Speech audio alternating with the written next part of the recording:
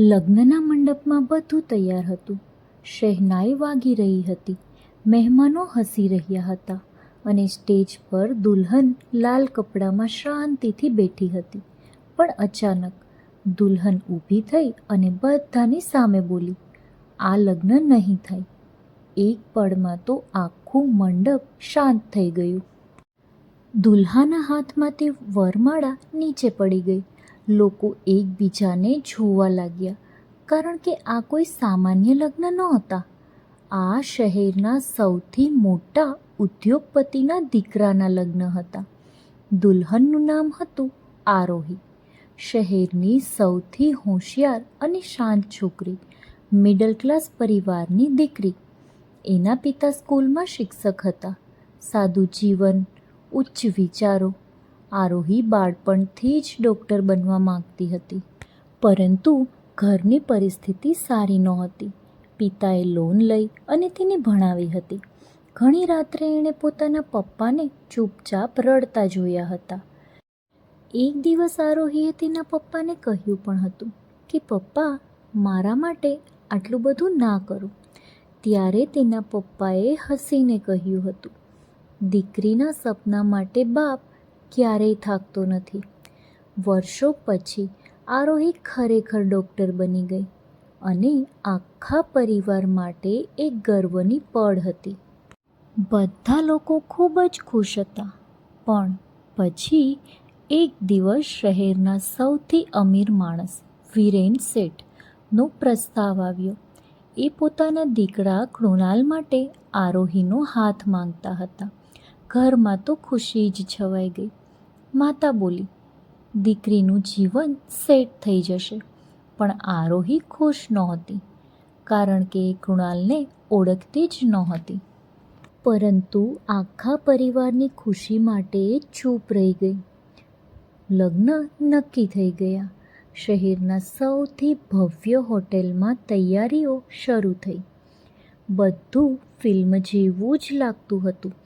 પણ લગ્નના થોડા દિવસ પહેલાં આરોહી હોસ્પિટલમાં ડ્યુટી પર હતી. ત્યાં એક ગરીબ ગર્ભવતી સ્ત્રીને લાવવામાં આવી.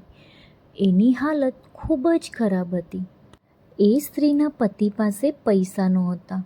રિસેપ્શન પર પણ સ્ટાફ ગુસ્સેથી બોલી રહ્યો હતો, "પહેલાં પૈસા ભરો, પછી જ તેમની સારવાર થશે." સ્ત્રી પણ પીડાથી ચીસો પાડી રહી હતી. આરોહી દોડીને આવી, "આને તરત ઓપરેશન થિયેટરમાં લઈ જાઓ." પણ હોસ્પિટલના માલિકે તેને રોકી દીધું. તેમણે કહ્યું, "ફ્રીમાં સારવાર નહીં થાય." આરોહી ગુસ્સેથી ચોંકી ગઈ. આરોહી બોલી, "એક સ્ત્રી મરી રહી છે."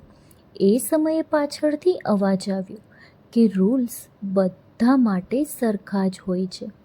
આરોહીએ પાછળ ફરીને જોયું અને એના પગ નીચેથી જમીન સરકી ગઈ. એ માણસ હતો કૃણાલ. હોસ્પિટલ એના પરિવારની જ હતી. આ બધું જોઈ અને આરોહીને ન ગમ્યું. કૃણાલ શાંતિથી બોલ્યો, "બિઝનેસમાં ઇમોશન્સ નથી ચાલતા." થોડા કલાકો પછી પૈસા ના હોવાના કારણે એક ગરીબ સ્ત્રી અને તેનું બાળક બંને મરી ગયા. તેમની કોઈ જ સારવાર કરવામાં ન આવી. એ રાત્રે આરોહી આખી તૂટી ગઈ. એને પહેલી વાર સમજાયું કે પૈસા માણસને કેટલો નિર્દયી બનાવી શકે છે.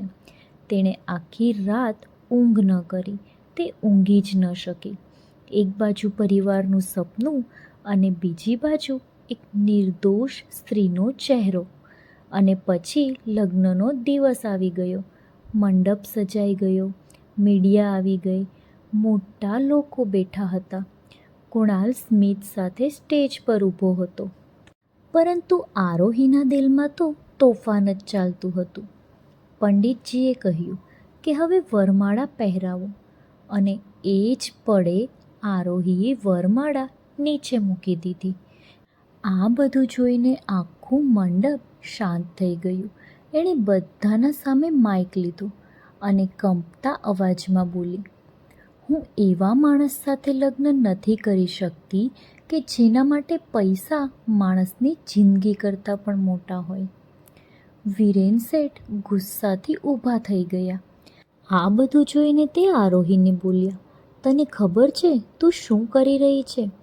આરોહીની આંખોમાં આંસુ હતા, પણ અવાજ મજબૂત હતો.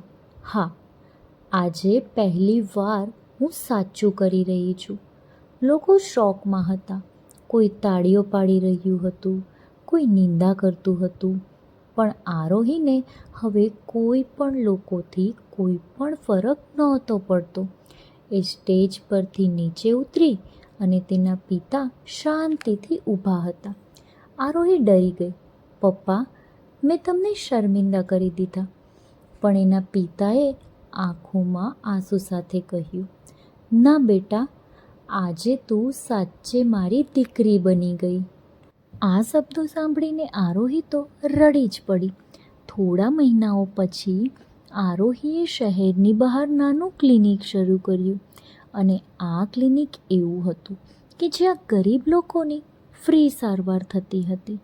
શરૂઆતમાં ખૂબ મુશ્કેલીઓ આવી કે શરૂઆતમાં પૈસા ઓછા હતા, સાધનો ઓછા હતા, પરંતુ દિલમાં સંતોષ હતો.